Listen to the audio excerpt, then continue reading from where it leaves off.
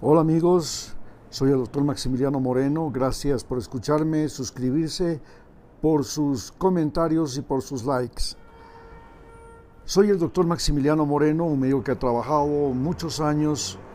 con enfermos y ha salvado muchas vidas humanas, en la mayor parte campesinos de áreas protegidas y patrimoniales de Ecuador. También ha trabajado en la frontera norte, durante el Plan Colombia y en zonas de desastres como aquellas que ocurrieron en las provincias de Esmeraldas y Manabí. He trabajado para el Ministerio de Salud, el Seguro Social Campesino y para la Fundación Ecotrackers, con la que ahora hago telemedicina a los teléfonos 593, que es el código de Ecuador, 986-001749. Nuevamente, 593-986-001749. Además, busco medicinas y plantas medicinales que se las envío a los pacientes de Ecuador cuando estos no pueden encontrar en sus lugares, en sus provincias, cantones o parroquias. Recuerden, llámenme al 098-600-1749, código Ecuador, para atención médica y para buscarles medicamentos o plantas medicinales que les hayan recetado y que no las puedan encontrar en su provincia, cantón o parroquia. Mi mayor contribución ha sido el uso de una planta medicinal muy importante llamada guabiduca, una piperácea de la familia que se encuentran en las zonas templadas de las estribaciones de las cordilleras en los países de Ecuador, Colombia y Perú.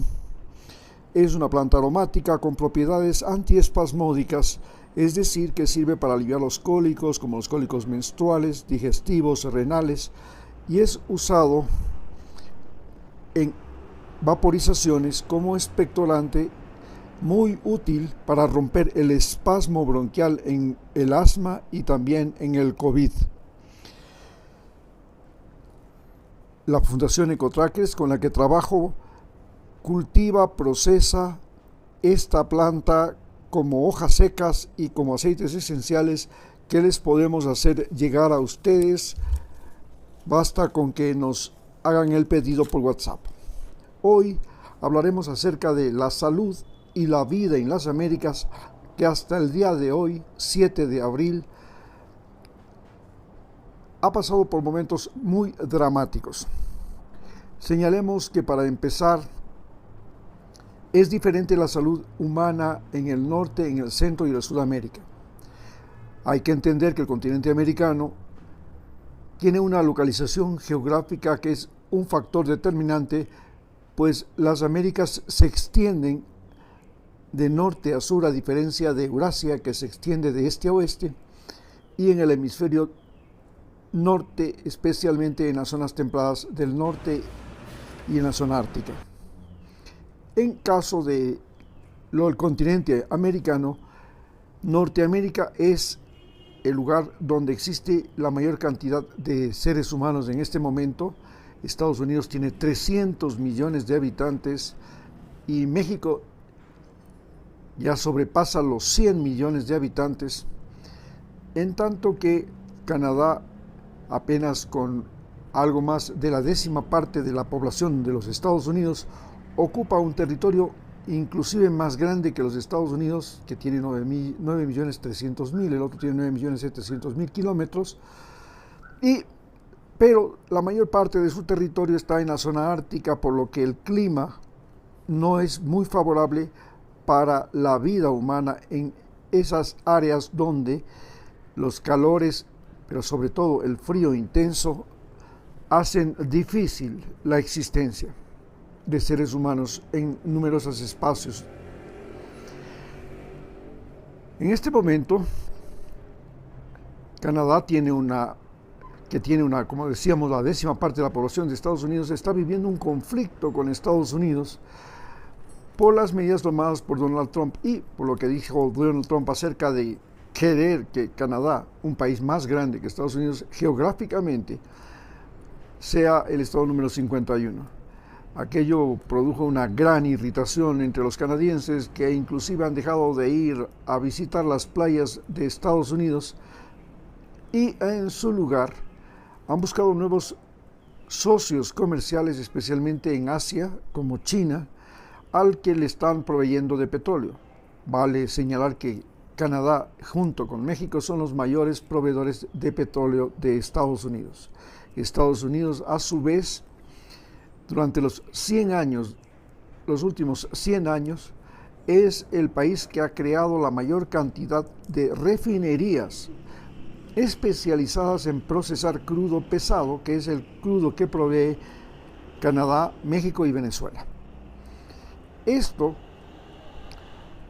sumado a las relaciones tensas que vive Estados Unidos con México, en un momento en que Estados Unidos pretendió inclusive invadir México con el pretexto de combatir a las mafias del narcotráfico y utilizando la famosa guerra al narcotráfico, que es la principal guerra que se libra en el continente americano. Esta guerra al narcotráfico se libra desde México hasta la Patagonia y es la guerra que lleva adelante Estados Unidos desde el año 1974. En el caso de México, se pretendió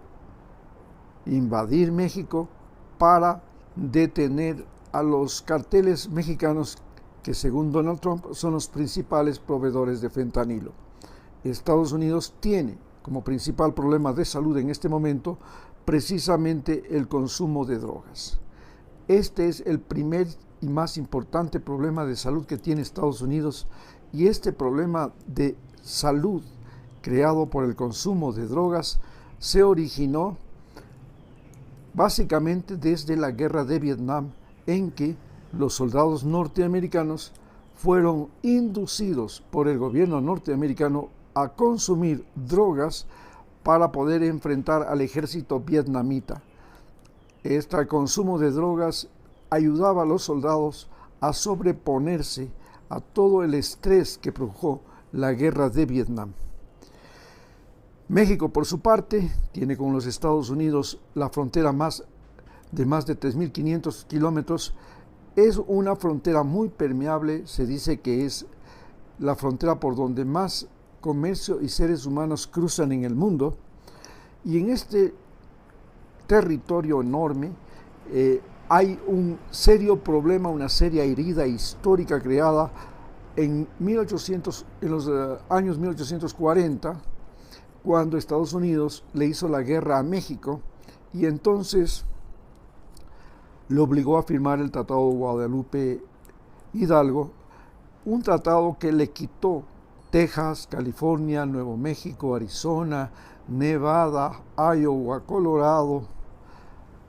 y estos estados son más de la mitad del territorio mexicano que tiene ahora.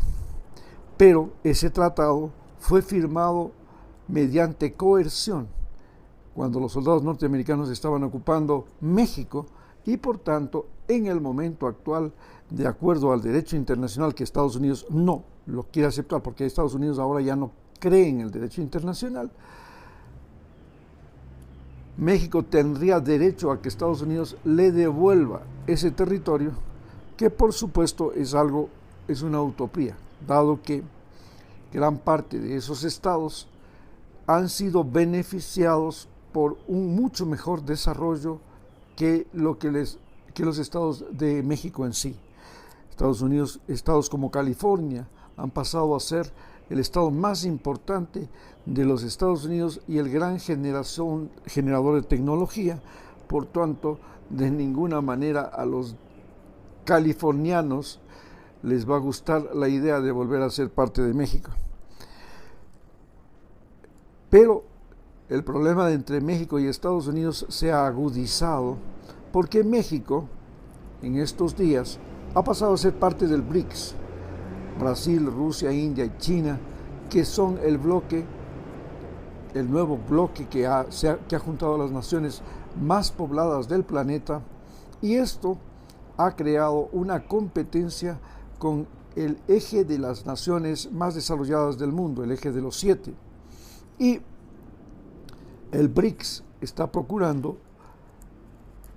tener negocios en monedas propias, es decir, desvincularse del dólar. Y esto para Estados Unidos es mortal. Estados Unidos ha logrado conseguir su poder y financiar sus campañas militares, su enorme ejército, inclusive su terrible deuda de 39 billones de dólares, gracias a que el dólar es la moneda de reserva. Eso quiere decir que todos los bancos centrales, todo el mundo tiene dólares en su bolsillo y el comercio mundial se realiza en dólares. El pretexto o la intención de los BRICS es que el comercio mundial deje de hacerse en dólares y se comience a hacer en monedas locales o en monedas diferentes al dólar. Entonces el yuan es una de las monedas que ha logrado tener más acogida, pero inclusive las monedas como el Bitcoin son las que están abriéndose camino en el mundo ante la caída del dólar. Entonces el gran problema es que México además se ha convertido en el principal aliado de Cuba, no solamente que le envía gasolina, sino que inclusive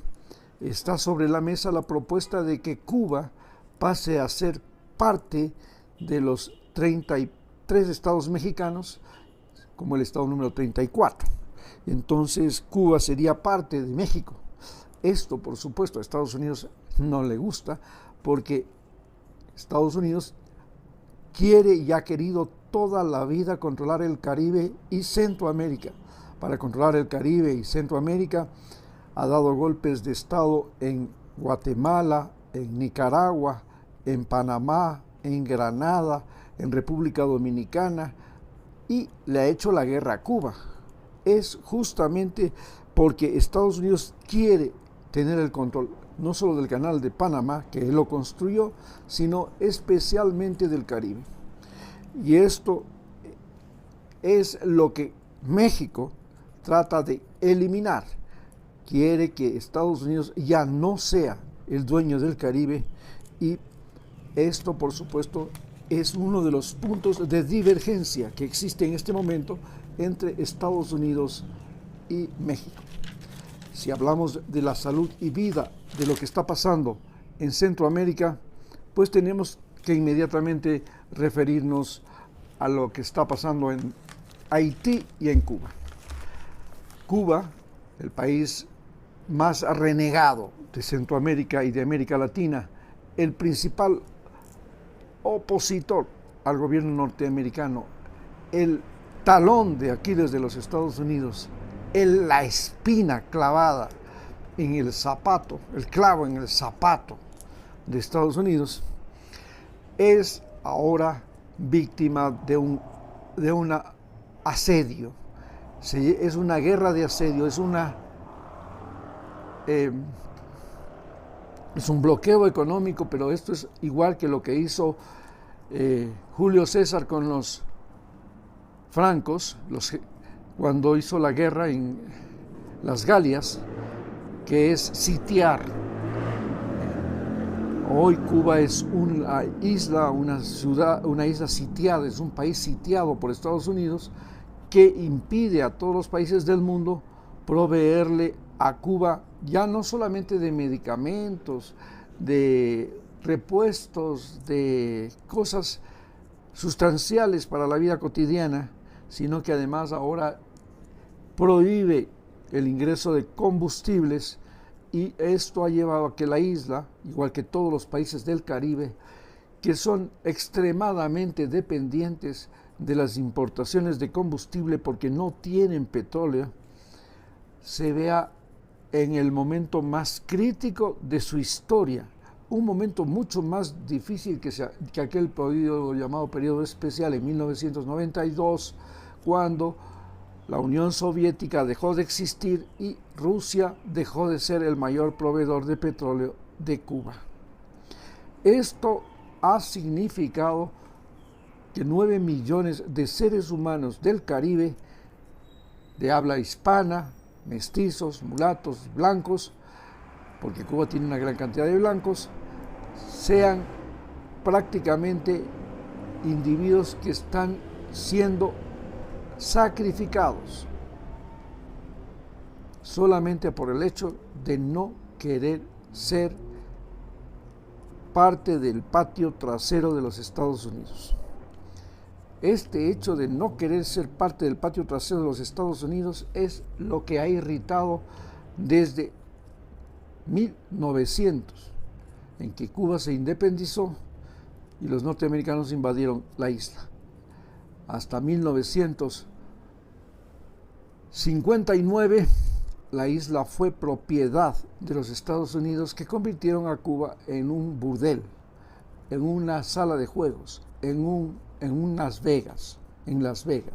porque Estados Unidos entregó a la mafia italiana la isla de Cuba a cambio de su ayuda para la invasión por Sicilia de Europa. Entonces, en este momento, también está en problemas Haití. Haití, la isla que era el paraíso de Francia, donde Francia se abastecía de el azúcar, y la comida francesa y las tortas francesas pasaron a ser lo más famoso del mundo. Haití, el país que tenía la mayor cantidad de negros del Caribe, esclavos, logró independizarse en 1804 gracias a que Napoleón perdió la guerra de Waterloo y además inspiró a todos los países latinoamericanos, colonias españolas, a independizarse cuando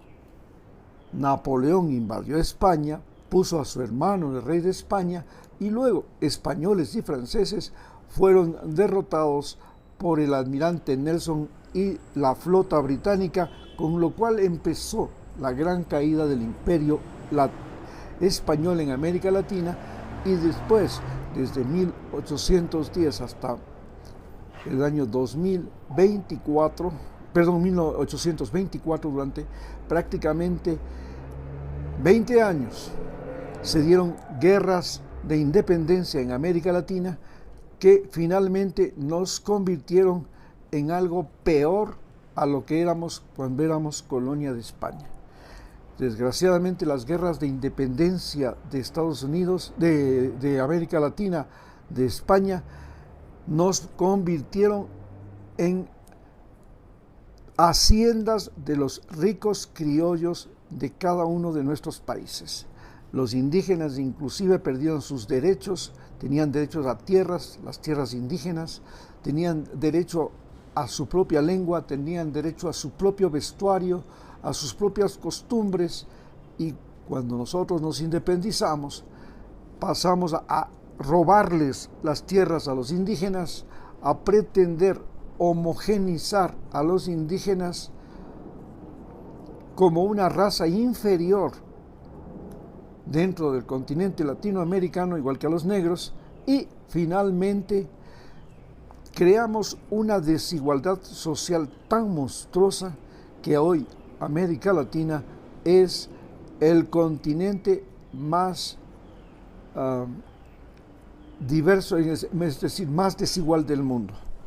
En ninguna otra parte del planeta habitan seres humanos de forma tan desigual, con gente extremadamente rica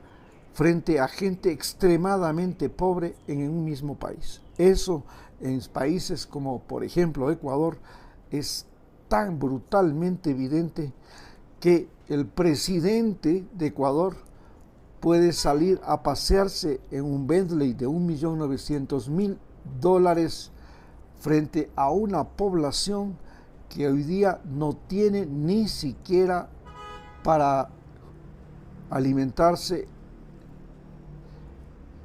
Esta es la situación crítica que vivimos en América del Sur.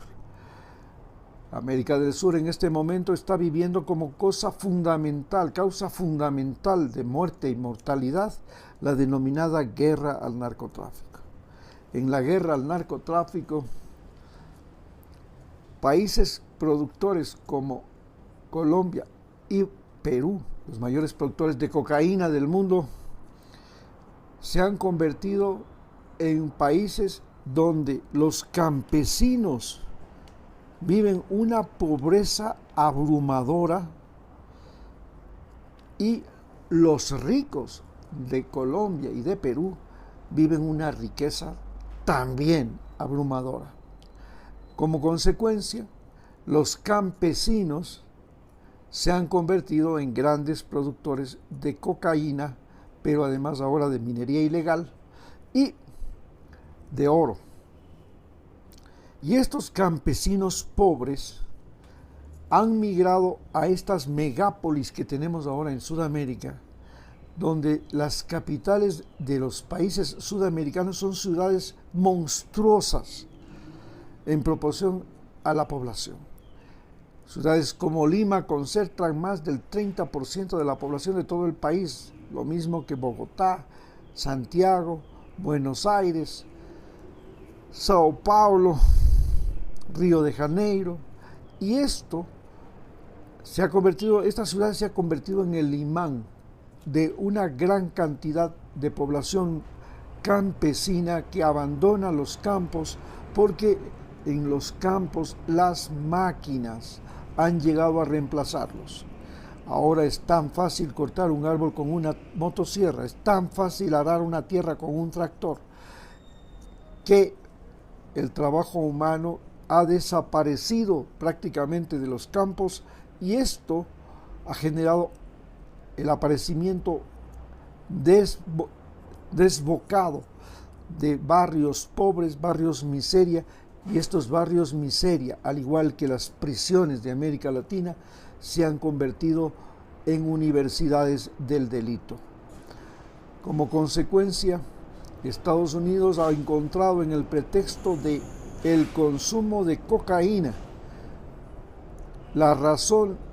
para invadir los países latinoamericanos, para imponer gobiernos, para controlar ejércitos, para obligar a los ejércitos, como en el caso de Ecuador, a comprar armamento, uniformes, botas, municiones y todo a la industria armamentística norteamericana, que es la industria más corrupta del mundo. Y esta industria armamentística norteamericana ha encontrado en el tráfico de armas y en la venta de armas a los ejércitos de América Latina para esta guerra al narcotráfico el negocio más grande de su historia, fuera de lo que han sido las guerras de la Primera, la Segunda Guerra Mundial y ahora la guerra de Irán, o la guerra de Afganistán y las guerras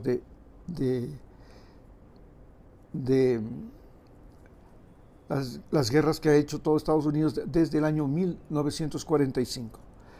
El principal problema que nosotros tenemos en América Latina es la mortandad que ha producido esta guerra al narcotráfico, que parte del hecho de que no se quiera reconocer a la cocaína como una droga que puede utilizarse bajo prescripción médica y de forma legal, ni el comercio legal de este producto. Vale señalar que Estados Unidos ya legalizó el alcohol, ya legalizó la marihuana, y la cocaína no la legaliza porque es efectivamente el mejor mecanismo que tiene para controlar los ejércitos y convertir a los países que estamos en esta guerra en los grandes compradores de armas, uniformes, aviones, submarinos, barcos, etcétera, que Estados Unidos vende. Esta es la situación en que nos encontramos en América Latina y en América del Sur. Muchas gracias.